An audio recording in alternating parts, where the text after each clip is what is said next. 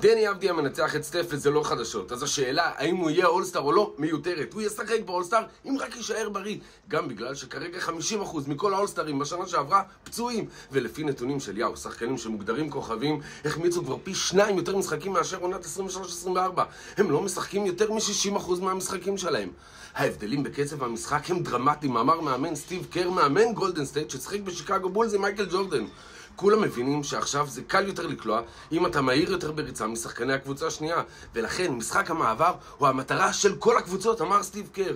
כאמור, סגנון המשחק בכדורסל המודרני, השלשות, הסוויצ'ים בהגנה ומשחק המעבר מחייב הרבה יותר שינויי כיוון, ריצות, קפיצות ומהירות. עבור דני טורבו שלנו זה מצוין, הוא בנוי להצלחה בסגנון הזה, אבל בליגה בה היכולת הכי חשובה היא הזמינות, אבדיה חייב לשמור על עצמו בריא וזמין, ואז הוא בטוח יקבל את הסטטוס של האולסטאר כבר העונה, לא רק בגלל שמגיע לו, אלא גם בגלל שכל האולסטרים האחרים פצועים. תעשו עוקב לתוכן, כי אתכם אני אוהב. ביי!